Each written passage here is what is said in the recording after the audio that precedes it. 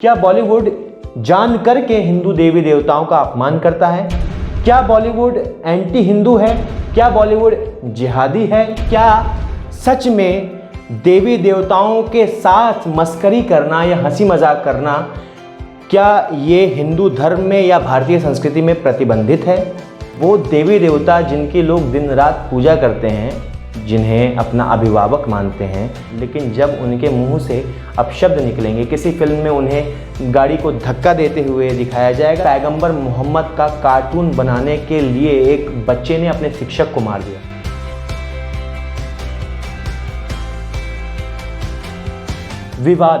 विवाद का विरोधाभासी होता है वाद और विवाद साथ में अच्छे लगते हैं, क्योंकि इकलौता विवाद तमाम बखेड़े खड़ा कर देता है। अगर विवाद किसी चीज को लेकर के सतही तौर पर सही है, तथ्यात्मक तौर पर सही है, तो वो वाद के साथ में मिल करके वाद विवाद की पद्धति के अनुसार जनता तक, पब्लिक तक, हम लोगों तक पहुंचना चाहिए, ताकि डिसीजन मेकिंग हो, सोसाइटी मेकिंग हो, समाज, हम, आप सभी बातचीत करते रहे। दरअसल वाद विवाद की ये बात मैं आज आपसे साझा क्यों कर रहा हूँ? क्योंकि एक विवाद फिर से खड़ा हो गया है। हाल ही में एक वेब सीरीज रिलीज हुई है तांडव में एक कंट्रोवर्शियल सीन है, जहाँ पे एक एक्टर जिनका नाम ज़ीशान अय्यूब है, वो शिव भगवान की तरह खुद को प्रेजेंट करते हैं।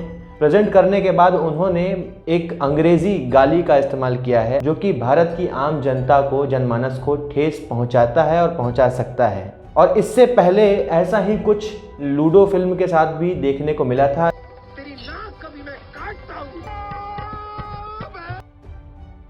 ऐसे तमाम सीन्स हम अनेकों नेक फिल्मों और वेब सीरीज में देखते आए हैं, जिन पे समय समय विवाद छिड़ता रहा है।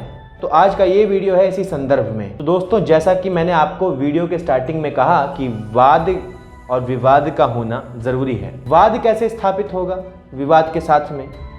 तो ये 2 वे कम्युनिकेशन होगा। अब क्वेश्चन नंबर 1 जो दर्शकों के मन में उठते हैं सवाल, क्या बॉलीवुड जान करके हिंदू देवी देवताओं का अपमान करता है? क्या बॉलीवुड एंटी हिंदू है? क्या बॉलीवुड जिहादी है? तो मैं आपको बता दूं कि ऐसी संभावनाएं कम हैं। हाँ, इस प्रकार के सीन्स डालना या करना किसी के दिमाग का फितूर हो सकता है, क्योंकि कुछ एक फिल्में पूरे भारतीय सिनेमा को दागदार नहीं कर सकती। हमें यह भी याद रखना होगा कि श्री कृष्णा, रामायण, महाभारत, माँ संतोषी जैसे तमाम धारावाहिक और फिल्में भी इसी बॉलीवुड ने दिए हैं और इसी बॉलीवुड के लोगों ने बनाए हैं। हम चर्चा करेंगे यहाँ पर कि क्या सच में देवी देवताओं के साथ मस्करी करना या हंसी मजाक करना, क्या ये हिंदू धर्म में या भारतीय संस्कृति में प्रतिबंधित है? तो हम आपको बता दें, जी नहीं। क्योंकि मैं 5 सालों तक गुजरात में रहा और भवाई को बहुत नज़दीकी से देखा, तो मैं भवाई का उदाहरण देते हुए आपको समझाना चाहूँगा। दरअसल भवाई गुजरात की एक लोक नाट्य विधा है, जो गांव-गांव में रची जाती है और लोगों को कोई सामाजिक संदेश देना होता है या कि अंधविश्वासों का खंडन करना होता है। कोई ऐसा संदेश या जागरूकता अभियान जो लोगों तक पहुंचना चाहिए, कोई ऐसी नैतिक शिक्षा जो लोगों तक पहुंचनी चाहिए, उसके प्रचार प्रसार में भवाई का एक बहुत बड़ा और अहम योगदान रहा है। वहाँ पर भगवान श्री गणेश और रिद्धि सिद्धि के कैरेक्टर्स यानी पात्र आते हैं। कभी कभी शिव भगवान भी आते हैं, कभी विष्णु आते हैं।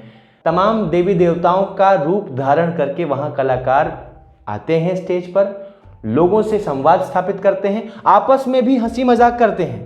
कभी विदूषक का किरदार भगवान श्री गणेश के साथ मस्ती मजाक करता है, कभी शिव जी के साथ, कभी विष्णु जी, शिव जी आपस में हंसी मजाक करते हैं। लेकिन वो हंसी मजाक का एक हेतु होता है, जिसके पीछे नैतिकता का पुट होता है, कोई संदेश देना होता है, लोगों तक जन जागरण की भावना का प्रसार करना होता है। अगर आप फिल्मों के ये सीन्स इस उद्देश्य से प्रसारित कर रहे हैं, तो मेरे ख्याल से किसी को कोई आपत्ति नहीं होनी चाहिए। आप ये जानते हुए कि वो देवी देवता जिनकी लोग दिन रात पूजा करते हैं, जिन्हें अपना अभिभावक मानते हैं, आप उन्हें पर्दे पर लेकर के आएंगे तो ये काबिले तारीफ बात है। लेकिन जब उनके मुंह से अपशब्द निकलेंगे, किसी फिल्म में उन्हें गाड़ी को धक्का देते हुए दिखाया जाएगा, तो लोगों की भावनाएं आहत होना लाजमी ही है।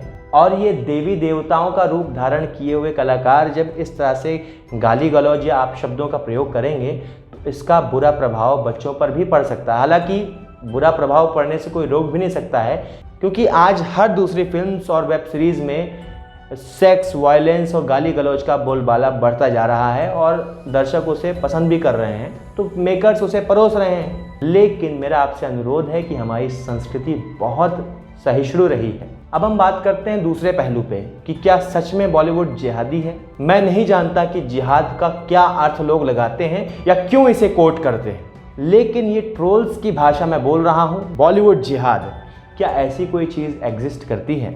तो मैं आपको बता दूं कि देश का प्रतिनिधित्व करने वाली बॉलीवुड इंडस्ट्री, जिसका दीवाना न सिर्फ हमारा ही देश, हमारा ही मुल्क है, बल्कि तमाम देशों में बॉलीवुड देखा, जाना और माना जाता है।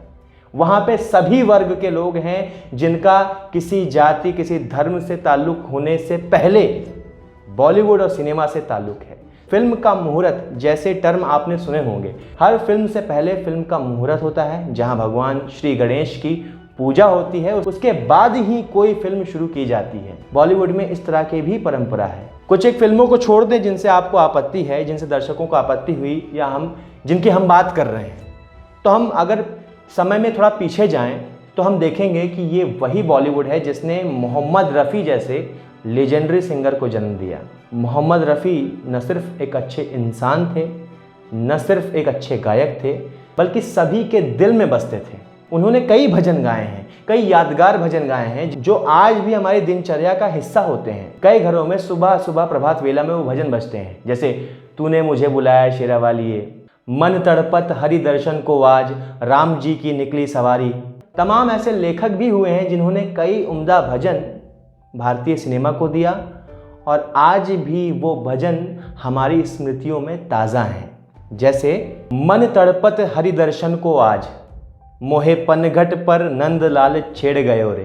क्या आप जानते हैं इन भजनों को किसने लिखा था? शकील बदायूं ने। एक भजन आपने वो भी सुना होगा, हे रोम रोम में बसने वाले राम।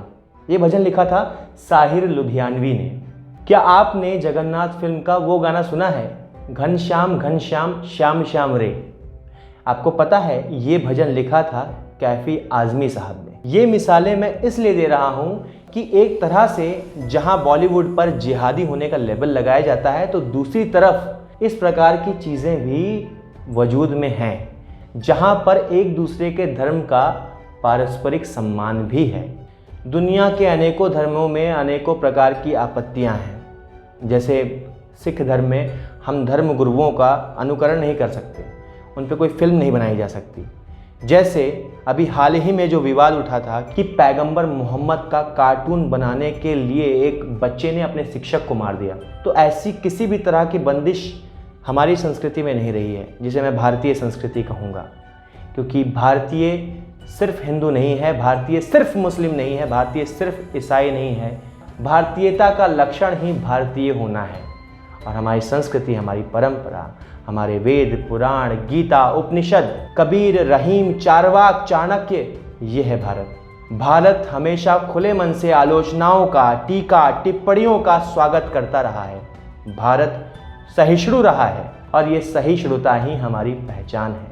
लेकिन किसी एक धर्म विशेष को, किसी एक ही कौम को जब टारगेट किया जाएगा, तब नारद टीवी ही नहीं, हर एक भारतीय, चाहे वो हिंदू है, मुसलमान है, सिख है, ईसाई है, वो आवाज़ उठाएगा और उनकी आवाज़ को सहारा देगा आपका अपना नारद टीवी। तो आज के इस वीडियो में नारद टीवी ने एक संवाद स्थापित करने की कोशिश की है। हम किसी का समर्थन या विरोध नहीं कर रहे हैं, फिर भी कोई बात अखरी हो या कोई सजेशन देना हो तो कमेंट बॉक्स खुला हुआ है, तो वहाँ पे आपका स्वागत है। बहुत बहुत धन्यवाद।